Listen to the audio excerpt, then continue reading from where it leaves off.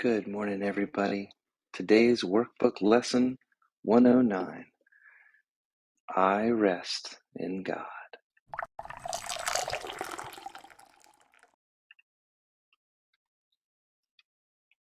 Hope you all are having a good morning.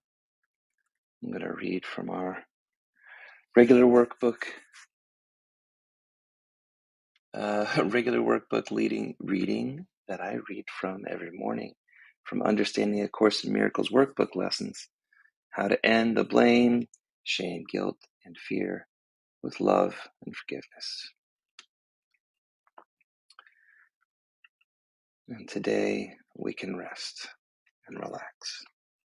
We ask for rest today and quietness, unshaken by the egoic world's appearances.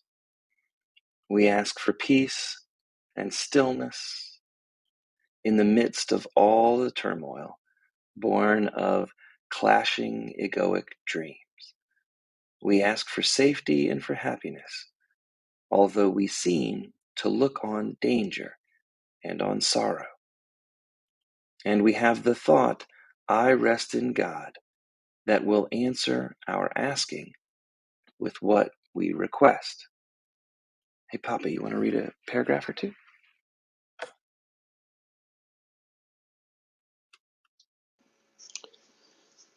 I rest in God. This thought that you rest in God will bring to you the rest and quiet peace and stillness and the safety and the happiness you seek. I rest in God. The thought that you rest in God has power to wake the sleeping truth in you, whose vision of Christ sees beyond appearances to that same truth in everyone and everything there is. I rest in God is the end of suffering for all the world and everyone who ever came and yet will come to linger for a while in this world. I rest in God is the thought in which the Son of God is born again to recognize himself. I rest in God completely undismayed. This thought that we rest in God will carry you through storms and strife, past misery and pain, past loss Yeah, and death. already reading. Dad's read the paragraph. Want to Oops, silence sorry. yourself, Lee? And onward, onward to the certainty of God. There is no suffering. This thought that you rest in God cannot heal. There is no problem that this thought that you rest in God cannot solve, and no appearance but will turn to truth before the eyes of you who rest in God. Wonderful. Thanks, Papa. Mm-hmm. This is the day of peace. You rest in God.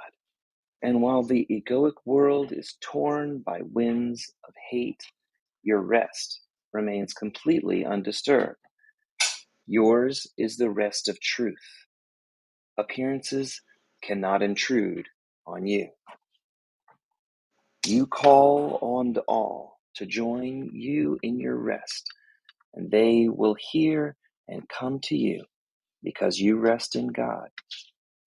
All that join you will not hear another voice other than yours, because you gave your voice to God, and now you rest in God, and let the Holy Spirit speak through you. In the Holy Spirit you have no cares and no concerns, no burdens, no anxiety, no pain, no fear of future, and no past regrets. In timelessness you rest. while time goes by without time's touch upon you, for you rest in God, can never change. For your rest in God can never change in any way at all. You rest today in God, and as you close your eyes, sink into stillness. Let these periods of rest and respite reassure your mind that all its frantic, fear-based, egoic fantasies were but the dreams of fever that has passed away. Let your egoic mind be still and thankfully accept your ego's healing. No more fearful egoic dreams will come now that you rest in God. Take time today to slip away from fearful egoic dreams and into the peace of God. Each hour that you take your rest in God today, a tired, split mind is suddenly made glad. A bird with broken wings begins to sing. A stream, long dry, begins to flow again. The world is born again each time you rest in God, and hourly remember that you came to bring the peace of God into the world, that the world may take its rest in God along with you. With each 5 minutes that you rest in God today, the world is nearer waking. And the time when rest in God will be the only thing there is comes closer to all worn and tired, split minds, too weary now to go their way alone.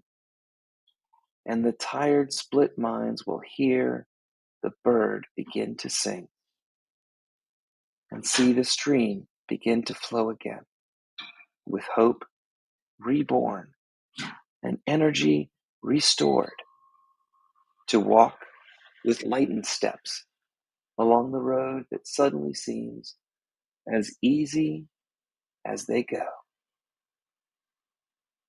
You rest within the peace of God today. Call upon your brothers from your rest in God to draw your brothers to their rest in God along with you. You will be faithful to your trust today, forgetting no one, bringing everyone into the boundless circle of your peace in God, the holy sanctuary where you rest in God. Open the temple doors and let all come from far across the world and near as well, your distant brothers, your closest friends. Bid them all enter here and rest in God with you.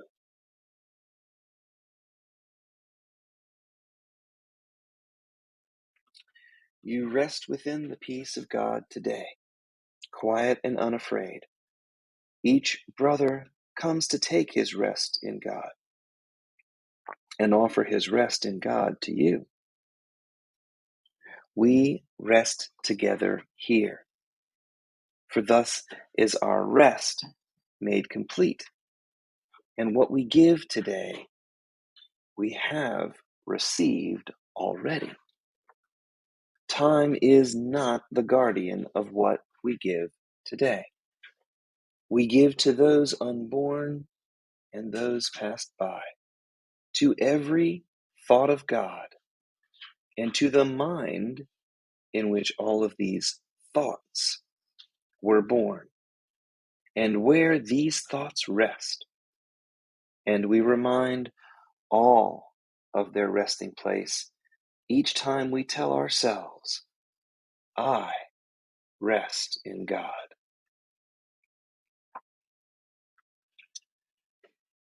And that is the end of the lesson.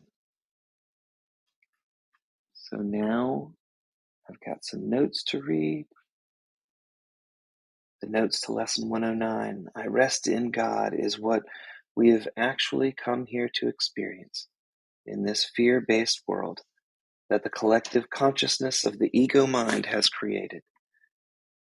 I rest in God has the power to restore your inner peace.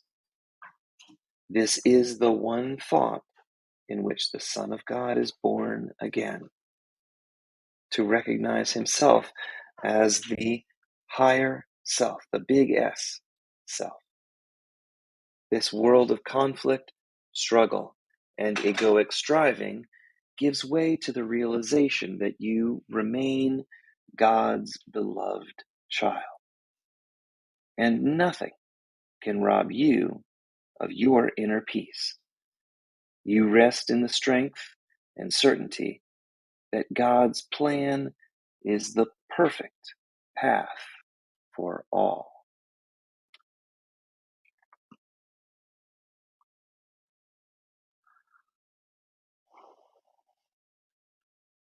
Pardon me for one moment here. Sorry about the delay.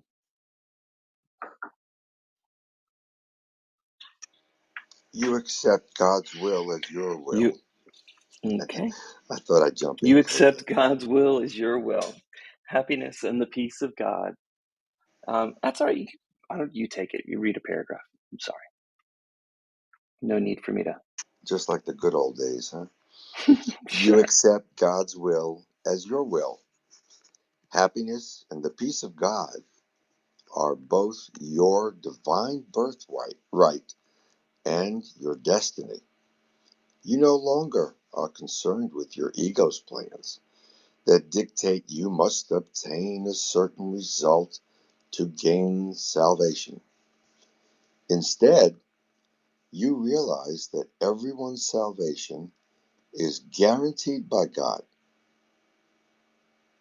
and that each is on their own perfect path of reawakening.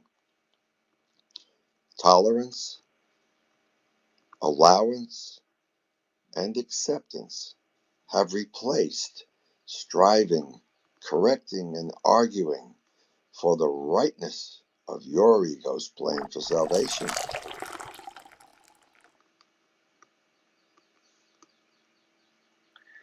When you rest in God, calmness and peace abide in you.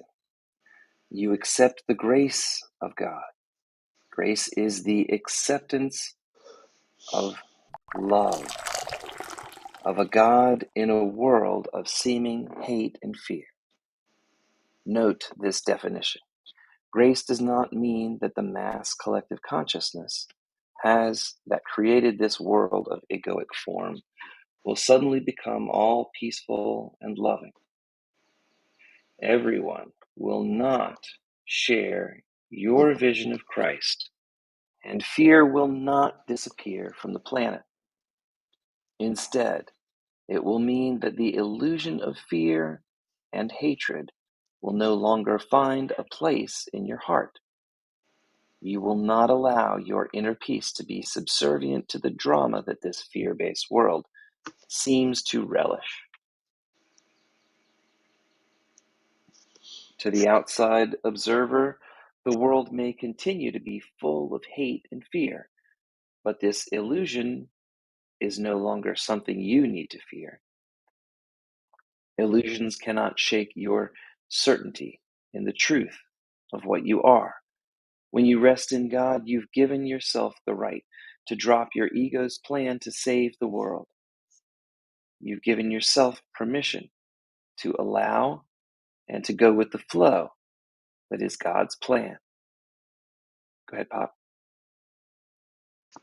The ego's plan envisions some predetermined results that must be obtained. It dictates a particular plan that you must follow to get the predetermined results. This engenders a great deal of stress and prevents you from being in the moment. When you rest in God, you can enjoy everyone's journey. resting in the certainty that each is exactly where they want to be and need to be in their own journey of rediscovery.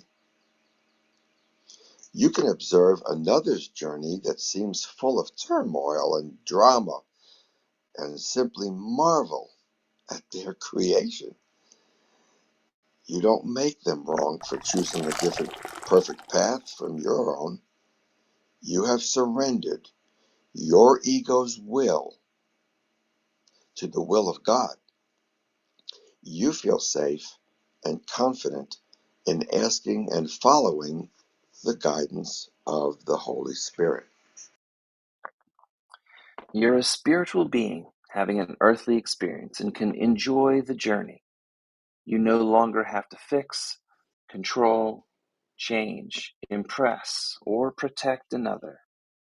Instead, you accept, allow, and simply ask the Holy Spirit what love would have you do. You follow your inner guidance system that monitors your inner peace and go in that direction. This does not mean that you will automatically comply with another party's plans because you rest in God. Rather, it means you are free from being manipulated by the blame, shame, and guilt games of this world.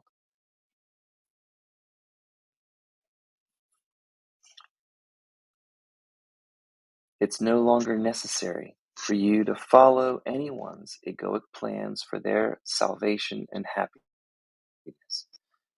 You rest in the certainty that the voice for God is within you and is the only plan to be followed. This means that discernment has replaced egoic judgment. You will still be able to observe events as they unfold in time and space and realize you would not choose that experience for yourself, nor respond to those circumstances in the same way. But you will no longer have to make the other party wrong for their decision. Allowance and tolerance will replace your need to judge and be right. Any day now, God, I'm waiting for it. This change in perception arises from the knowledge that each is on their own perfect path. This change in how you perceive time grants you the calmness and inner peace that allows you to accept the love of God in a world of seeming fear and hate. Nothing can rob you of your own inner peace. You realize that you do not know the big picture, but your strength rests in the certainty that only God's plan will work, and you become a willing and active witness for that plan. All right, let's take a moment and take a nice deep breath, become reconnected with whatever surface is beneath you. Give yourself a moment to bring your inner cycles down to a lower speed. We're working our way from our active mind to a slower theta state where we become more receptive to ideas and we get the inspiration from God that we need for clarity. So take a nice deep breath. Feel the lower part of your body connected to the chair or the pad or the floor, whatever surface is on. Take that deep breath in and hold it for a couple of beats. Relax and exhale with control. These breaths are for you to help you slow your heart rate and slow your body down to be receptive for the deeper lesson that this lesson 109 contains. Today, I rest in God. In His loving embrace, I truly find my home. Today, peace and stillness in the midst of any turmoil born of all those clashing dreams out in the world. We ask for safety and for happiness, although we seem to look on danger and on sorrow. We have the thought that will answer our asking with that request. I rest in God. This thought will bring you the rest and quiet, peace and stillness, and the safety and happiness that you seek. I rest in God. This thought has the power to wake the sleeping truth in you, whose vision sees beyond appearances to that same truth in everyone and everything there is. Here is the end of suffering for all the world, and everyone who ever came and yet will come to linger for a while. Here is the thought in which the Son of God is born again to recognize himself. I rest in God, completely undismayed. This thought will carry you through storms and strife, past misery and pain, past loss and death, and onward to the certainty of God. There's no suffering it cannot heal. There's no problem which it cannot solve, and no appearance but will turn to truth before the eyes of you who rest in God. This is the day of peace. You rest in God, and while the world is torn by winds of hate, your rest remains completely undisturbed. Yours is the rest of truth. Appearances cannot intrude on you. You call to all to join you in your rest, and they will hear and come to you because you rest in God. They will not hear another voice but yours because you gave your voice to God, and now you rest in him and let him speak through you. In him you have no cares and no concerns, no burdens, no anxiety, no pain, no fear of future, and no past regrets. In timelessness you rest, while time goes by without its touch upon you. For your rest can never change in any way at all. You rest today, and as you close your eyes, sink into stillness. Let these periods of rest and respite reassure your mind that all its frantic fantasies were but dreams of fever that has passed away. Let it be still and thankfully accept its healing. No more fearful dreams will come now that you rest in God. Take time today to slip away from dreams and into peace. Each hour that you take your rest today, a tired mind is suddenly made glad. A bird with broken wings begins to sing. A stream, long dry, begins to flow again. The world is born again each time you rest and hourly remember that you came to bring the peace of God into the world, that it might take its rest along with you. With each 5 minutes that you rest today, the world is nearer waking. And the time when rest will be the only thing there is comes closer to all worn and tired minds, too weary now to go their way alone.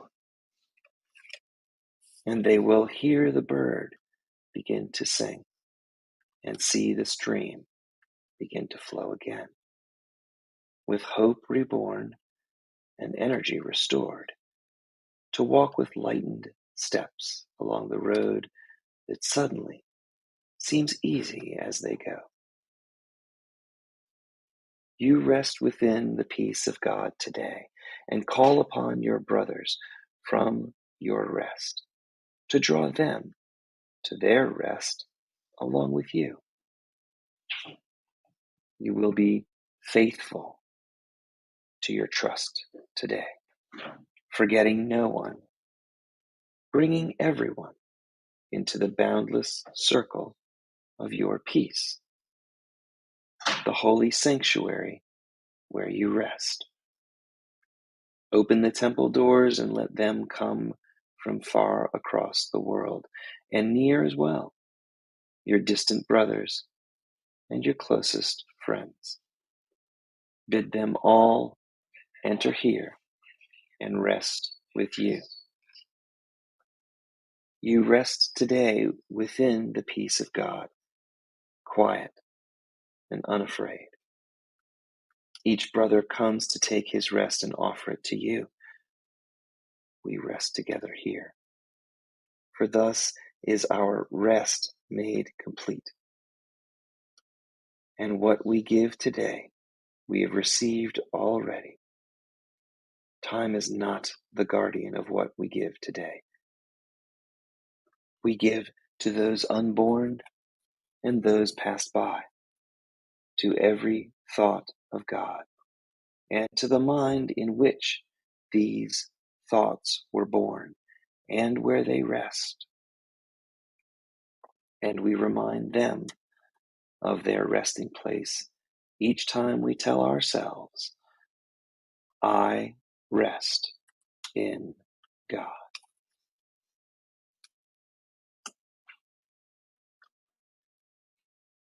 Come back into your body. Come back to our little group. Give yourself a chance to share with us what's going on in your life. I'll tell you the miracle I had yesterday and let you know how beautiful the world can be. I'm going to give you about 30 seconds. Take some breaths, reawaken your body, come back to this group. Give us all a chance to grow and spread this message. Last night, I lost my temper, just like Will Smith did. And I despise myself when it happens. I really do. I wish I felt like I was in control of myself 100% of the time, but I felt out of control last night. I wasted food. I was mean to my girlfriend. I know I'm far from perfect, and none of it is an excuse, but I'm still working every day to get a little bit better. So the question of today is, on the practical level, if you rest in God, does it mean you're going to become a passive observer and not an active participant in this game board of time and space? And I would say there's no way to become a passive observer and not be an active participant in this game board of life. Maybe If I could become a monk and go hide in a cave by myself, I'd have a chance. But I don't think that's why God put me here. I think He put me here to learn and grow and get better. And I know I'm still far from perfect. That doesn't mean I'm not going to try today to see what I can do to get a little bit better. So that's where I'm at right this minute, far from perfect, but showing up to practice to get a little bit better today.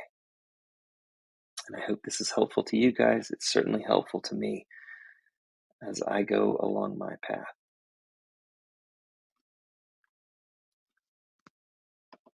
What do you say, Sean? Well, what I say is that, it's definitely not an either or situation. It's, for me, resting in God and, almost like letting Him catch me, but emotionally, and spiritually. Um, taking that rest in God or being the observer takes my ego out of the situation and allows me to look at it with more objectivity. And we I think we've all heard the phrase "give it a rest," right? You know, let it lie. No reason to do anything right now at this moment. It's time for God to play things out. And if we can get good enough at this exercise, we can let God play things out and just be that observer and take our ego and put it aside. And I mean literally by being the observer. And it's such a powerful position. There are several psychologists and therapists that say if you can get into the observer state of mind, you can actually start growing because our ego gets so involved with our mistakes, with our, even mistakes and ego. Sometimes my ego uses that to have an ego, if that makes any sense. Um, but I just think that the lesson here is about resting in the observer position and being active when you can. There was a saying, make a difference in others, as long as, oh shit, I forgot it. Sorry. It happens. It's Oh okay. my God. I was so inspired by your words. I was like, oh, Almost yeah, made ah, it. Go ahead. almost. I lost my concentration.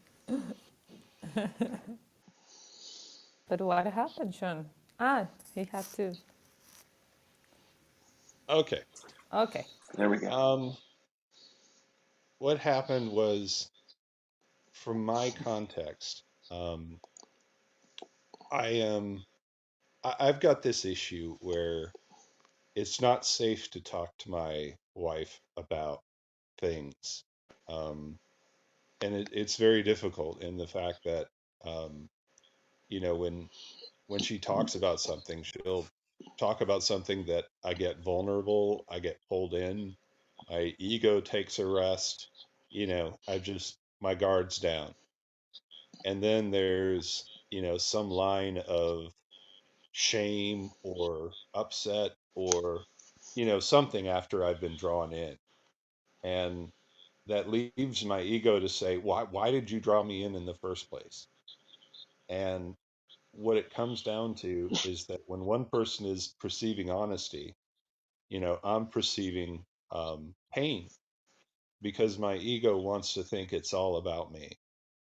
And sometimes when people say things, even though it may apply, it's really not about me. It's about them feeling superior and about them wanting to, get kind of a leg up and get their ego going. And I had a choice to fight it with my ego or just let it go. And I chose to let it go.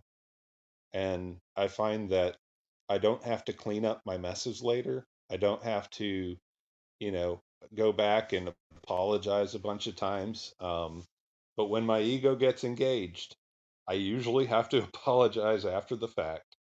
Um, and I just get so involved in. my mistakes and what I've done wrong as opposed to what I've done right. You know, there's so much in this world that we do right, but we don't take the time to stop and show gratitude to ourselves, right? And thanking ourselves for the good that we do and being our own wise nurturer and loving ourselves, I think is the pause that gives God a moment to be observed and to put me in a learner position, that's what it's about. So thank you. Thank you, Sean. Thank you for all that perspective, because it's exactly, in some form, it's exactly what we have been going through since last night.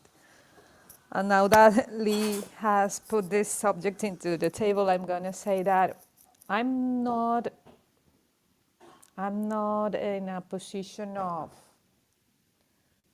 of grievance against what happened last night, because it wasn't something like that. I mean, he didn't kill anyone. He just reacted in a misunderstanding that we were having about something silly. But the reaction triggered me my past experiences. So of course I had to just make a full stop on the circumstance that we were discussing, and say, well, this is not something that I'm willing to have again around me. So I have to really make a full stop and said to him, you have not done anything bad. I mean, you didn't do anything bad, and this is not something that now it's gonna be guilt and shame and all those things game. I have to work within myself in order to figure out how to move from fear to love again with this kind of situation, because this kind of situation has been a pattern in my life. So as I have been learning in my past experience that those situations, if they became a pattern, is because I have them inside of me in some form. So I need to figure out where is that attachment inside of me that keeps repeating itself, because I don't want to have, I mean, I know that life is not all flowers and kisses and honey and butterflies. I know that. But I I kind of it's all about expectations, and I need to get rid of some of those in some form, because I don't want to have the same kind of relationships that I had in the past. And I know that Lee is not the same guy that I had in the past, or that I had, or is not like the same. He's not the same person that I encountered in the past. It's a new person. It's a new world that I'm getting to know. So I don't get to judge him. I don't need to judge him in relationship with what I had in my past. So my side of the story is is is not something that I'm holding against what happened last night. It's something that I'm trying to figure out where it came from, because this is, I mean, these kind of things happen at the beginning of like 3 or 4 relationships in the past, and I dismissed it. And then my relationships went really not well. So I got scared last night, and I said, well, let's make a full stop here. I'm not, I'm not using this or having this kind of relation. Why is this happening? Is this necessary? Is this something that I have to now understand about us?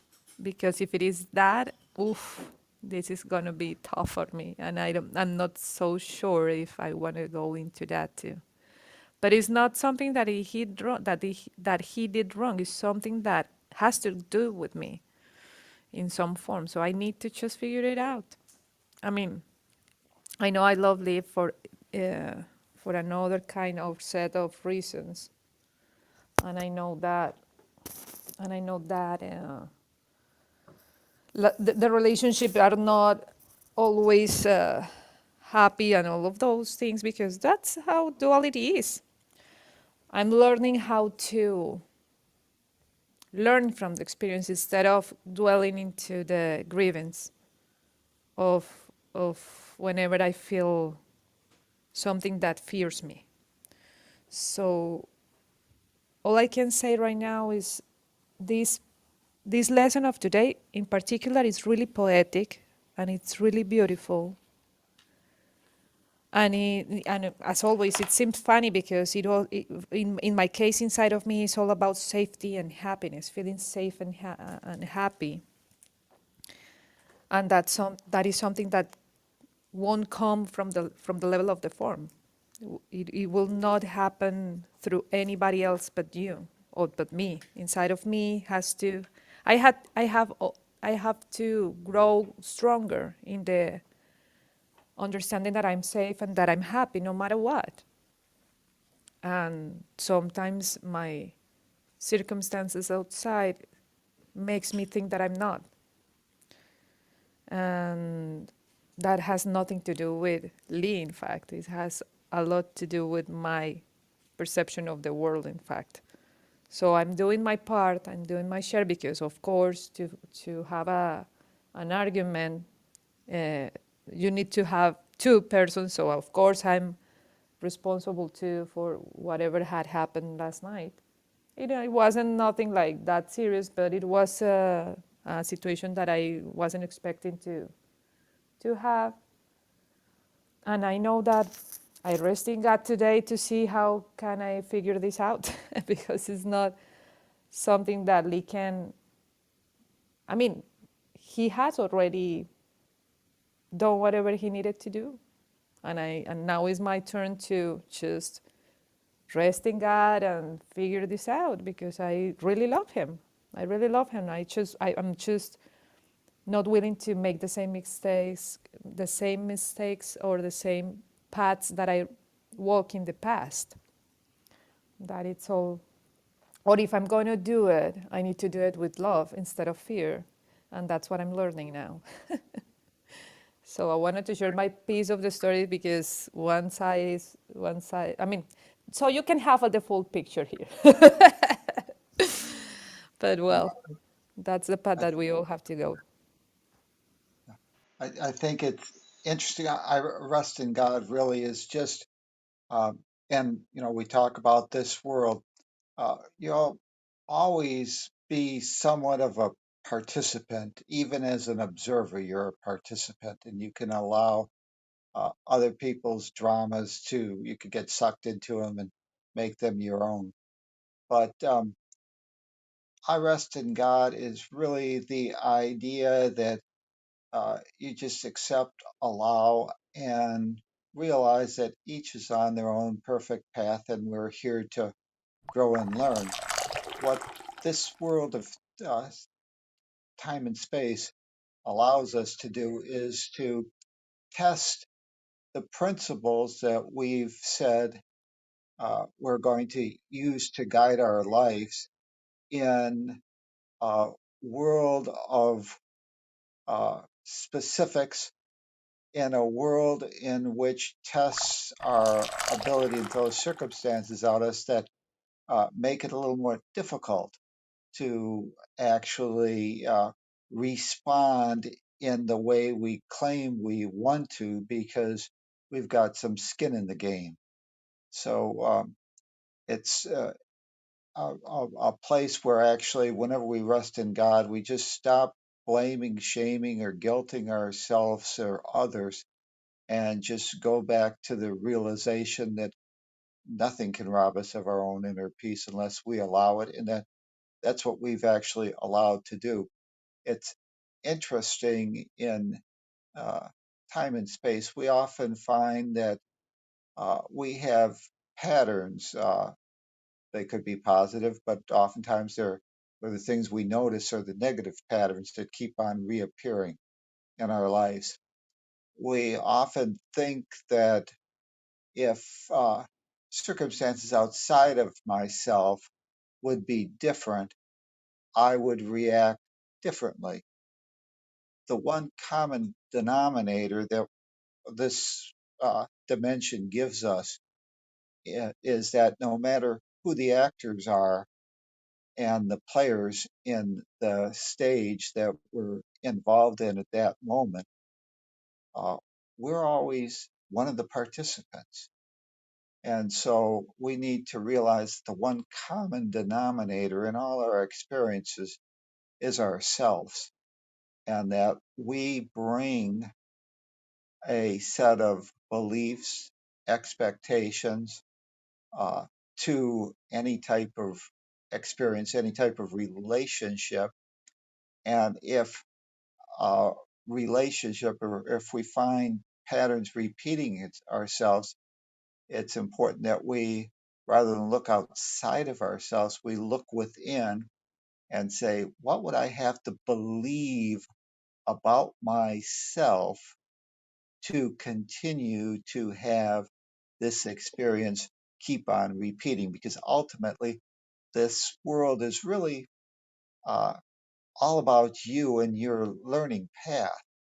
And therefore, uh, if we see repeating bad experiences, or what, or not, they're bad, they're, everything's neutral, but we, because of our judgments, we have experiences that we don't want to repeat or we don't like. We need to realize that there's something within us that will not allow ourselves to participate in a different ending in the same play, that we have to change some of our beliefs about ourselves. The law of allowance says that no matter how qualified and deserving I am, I will never have the life or the relationship, or whatever it is, that I desire until I'm willing to two things: envision it for myself, otherwise, uh, be able to see that I can be uh, different or have a different experience, a different outcome, and give myself permission to have that new and better life that I want. And so often, when we refuse to rest in God, we, as an ego body, refuse to give ourselves permission to have that better life. Why? It might be because we don't think we deserve it. Uh, why? Because we still are involved in the blame, shame, and guilt game. We refuse to take responsibility for our circumstances. We want to pretend that I'm a victim of outside forces that are beyond my control, that somehow it's not me that's allowing others to rob me of my own inner peace. That's I'm a victim of circumstances beyond my control. So those are things that we believe about ourselves. And until we're willing to change that, those experiences will keep on repeating. So it's all about you and how you perceive yourself, and whether or not you can give yourself permission and envision that. And so often, because we believe that we've been told we're a worthless piece of shit, or that I'm not lovable, no one would love me, we bring that baggage. And whenever we get into a good relationship or a situation that would be different, we pull out our manure bag and we start digging into our past beliefs, covering ourselves with manure, and then wondering why everybody around us thinks we stink. We put that, we smeared that Are you calling all me a upon shithead? ourselves. So give yourself permission to take a shower, realize that it's my own beliefs, my own egoic plan, and just rest in God and realize that you're on your own perfect path. Thank you. I love that, Tom. First thing I did this morning was take a shower. Fantastic advice. It's wonderful.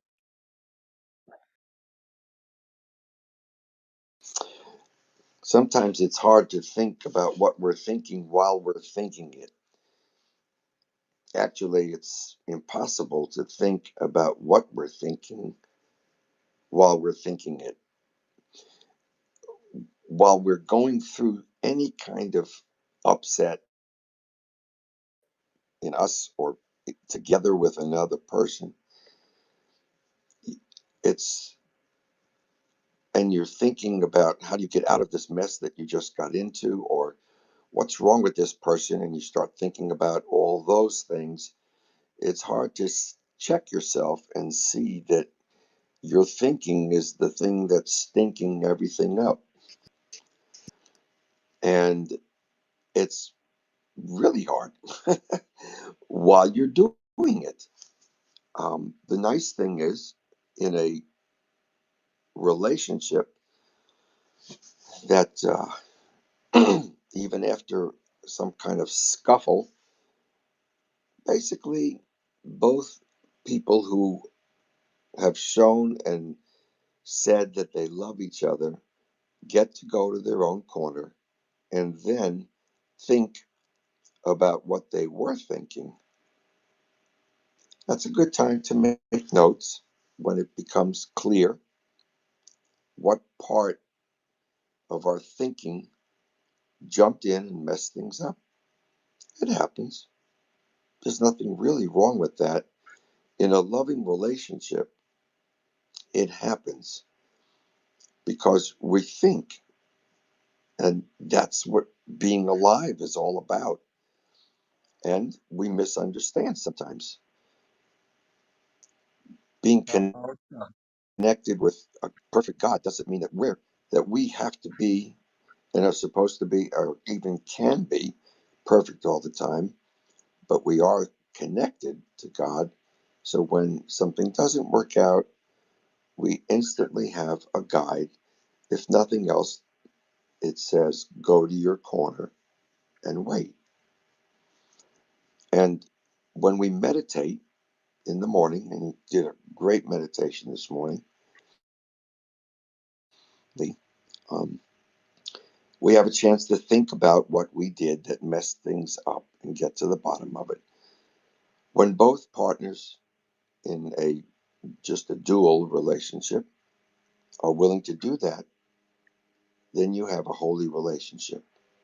Doesn't mean that they're perfect every moment, but the intent is to be perfect as possible.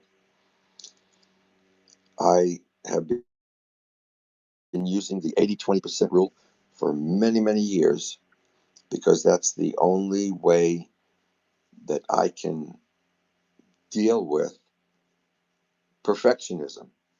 I have this thing that says I'm supposed to be perfect 100% of the time. And if not, I can beat myself up. I can do all kinds of things. I can hurt other people even while I'm hurting myself. And that's all ridiculous stuff because I don't want to do that.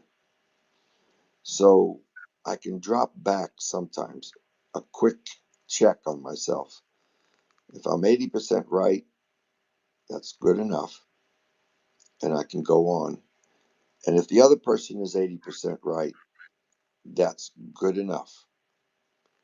And then you have the holy relationship again, because you're allowing the other person to be what you allow yourself to be. We don't have to be, quote, perfect, because perfect often involves some kind of judgment.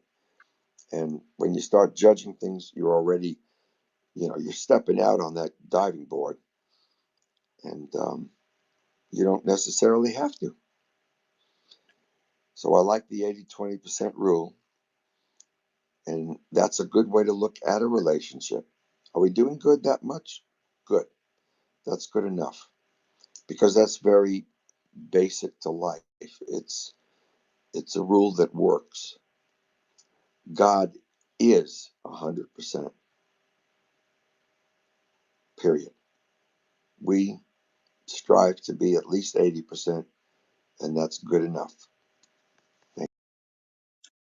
I'd like to say that about 48 years ago, I entered into a relationship in which the person was probably going to say, based on my information now, uh, probably it was a unconditional love that I received, and uh, there was nothing wrong with the other person or the love that she provided, but because of where I was coming from, and because of my belief that no one could love me, that love had to be earned, I was incapable of actually being the recipient of unconditional love. I refused to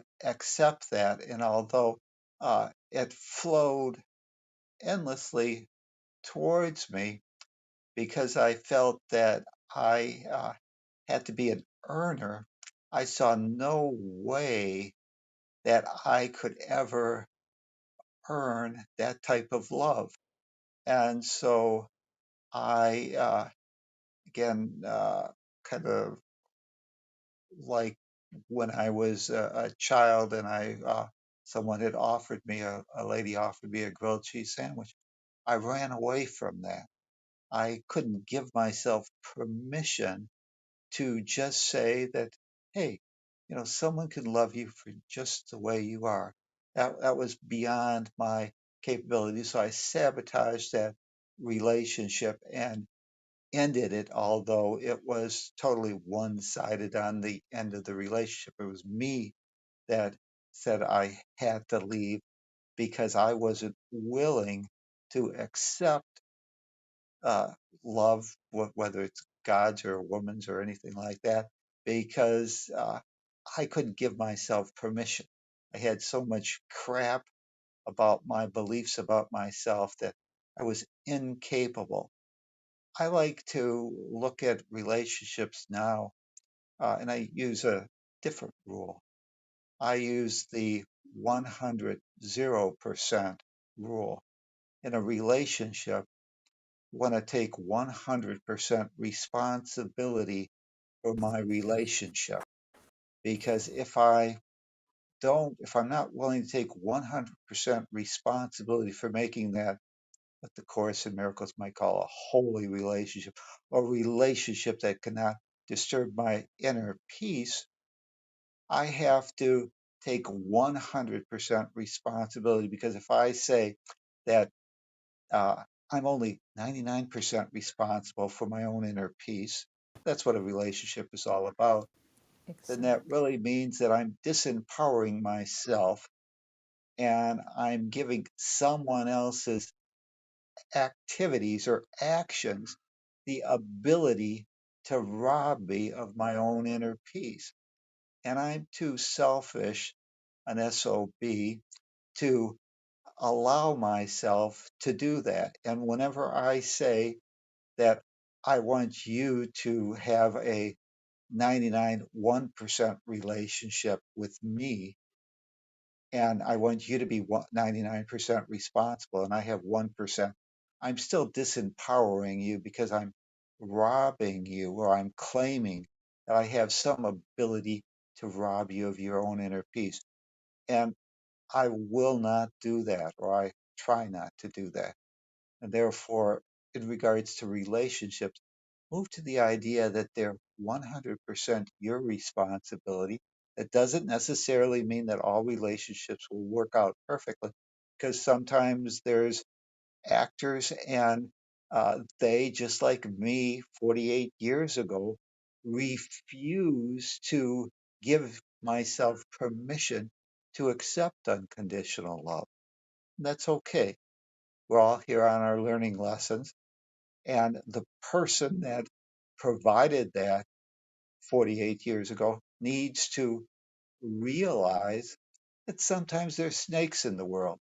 Sometimes we need scorpions out there, like I was, to sting that person to the reality that they did nothing wrong, that we're here Hmm. to realize that no one outside of ourselves can rob us of our own inner peace. And Tom can't do it, and I can't make you happy either. It's all an inside job. Thank you. That's what I did. That's exactly what I did. And I'm definitely aligned with you, Tom. This is a 100-0 ratio is what I'm looking for. I robbed myself of my own inner peace. I let myself get to the point where I lost my temper like I've done before in the past so many times. It's the thing that sucked away my inner peace. And I don't know, I can't help but feel like I pulled a Will Smith. I lost my temper at a really crucial moment, and I made a bad example of myself. And I Hey, can do Lee, better. do Yeah. you remember the phrase progress, not perfection? Exactly. Yes, yes, I do. I Is it thought so. so wrong to want to be perfect in that you don't get mad at the people you love? I mean, that's really what I'd love to be able to do. I feel like we're not God, Lee. Unrealistic again? I I think guess I'm so. being unrealistic again. Progress, not perfection. But what Tom has said is really, I mean, what you just said, Lee, is exactly what my thought from my point of view. Because when the thing happened, when you throw this thing away and that anger, I could clearly see, oh my God, here we go, Adriana again. Now you're gonna dismiss this one and go into a relation. I mean, my ego really grabbed that and start to go to take me into the fearful path. And my thought about all of this, it was exactly what you said. Well, this is 100% me. I mean, Lee was telling me last night, no, but you don't need to take this like it is you because it's me. And it's funny because it seems like when you are learning how to have a special relationship, the argument is not longer like you are the girl, you are the how do you say how I blame you instead of having that kind of argument. The argument in this kind of relationship is like, no, I am the guilty one here. No, you don't get to be the guilty one. No, I am. it's like it's like as we are learning how to take responsibility, we are Yeah, not willing to blame the other one. So we start shifting from yeah, throwing the blame to other to people other to people, start yeah, being too hard on ourselves. And what we have to exactly. realize is we're just learners, and that if I was you or if I was Lee in that situation, coming from his beliefs, his past experiences, I would have reacted exactly as he did because that was the most rational way for me to behave to minimize my fear at that moment. Now, that doesn't mean that today, because of that past experience, I will have to react that same way because now I've had that experience, and that might be the tipping point, the 5,000th, or in Edison's way, I don't know, the 7,822 times that he failed to create the electric light bulb.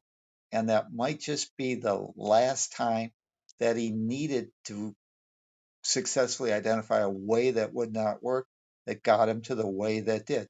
And that may be something that now, if you're willing to give yourself permission, that you can say, hey, I've been there, done that. I've learned the lesson. What was that lesson designed to teach me? What would I have to believe about myself to have that reaction?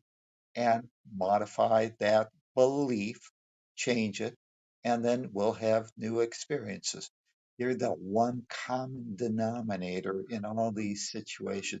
there's just various actors playing roles, but we assign, we go someplace else, go into a new environment, a new situation, and then we have somebody else fulfill the role that our ego had made for our last lover or last person. And we give them the same role and we say that they're supposed to play that same part. Therefore, we get the same experience. It's got to be some change. We've got to be willing to change our uh, script on how we want to see that person or the ego that we give that person. And we want to modify the script of how we see ourselves so that we can react differently, get the different result. We'll find out if it's the one we want or not. And if we don't, if the experience doesn't give us the result that we wanted, then we make mid course corrections. Someone said, we're progressing. There's no failure, there's just us successfully identifying a way that will not work that puts us closer to the one that will. And it's for us to look at that feedback, and we often ignore that cycle and then we enter into the blame, shame, and guilt game after the experience and start throwing blame at others or ourselves rather than look for the learning lessons so that we can grow and learn. So it's just a journey, and realize that we're here to smell the roses. And sometimes when you smell a rose, you get too close, you get a thorn in your nose. That's That's okay. true. And roses really, they don't really smell all that great. I don't know if you've ever really stopped to smell the roses, but they kind of smell like poo poo. Anyway, There are better today roses than that. that's good. Today I'm going to cut the stream short, but everybody can still stay here and do this. I got to run down to H&R Block and have them double check my work. So I wish you all peace and happiness today, and please take the time to rest in God. And I'll be here tomorrow to read the next lesson, 110. Have a wonderful day, everybody. Thanks, Lee. We Take can care. we can always guarantee peace if we all just keep our mouths shut, in which case it gets very boring. When we have a relationship, it takes two people, and at any particular point, one person is in one space in their minds and the other's in another. Sometimes those spaces are compatible, sometimes they're not. It's all good. It's a relationship, meaning that we continue to relate with each other and we find better ways to enjoy each other. And that's all.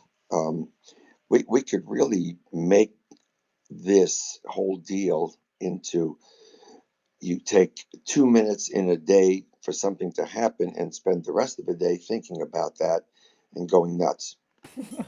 And we're Exactly. not trying to do that. It's kind of like I've been looking for a very simple diagram to explain this, and I came up with one yesterday. It popped into my head. If I have a circle and you can compare it to a stopwatch for a second or a watch, I'm going to say 12 o'clock is yes, and 6 o'clock is no, and 3 o'clock is good, and 9 o'clock is bad. So, in any kind of time that we have relationship, whether it's a particular story, a specific story, or general, it's yes, it's a good one, or no, it's a bad one, or yes, it's a bad one, or no, it's a good one, or no, it's a bad. My whole point is that you just step back long enough to see what happened there and make the next one a little bit better. It's not about being perfect all the time, because if we think we have to be perfect all the time, then we're going to feel guilty because it just ain't happening. And that's going to welcome in the guilt part. So we don't want to spend our whole time thinking and then judging and all of this stuff about life. We want to live this life. And today we've been living the life. So today, a general guide is let's rest, knowing that God is in charge of all of this and we're doing the best we can, and so is the other person. Enough. I love Course in Miracles because it takes us through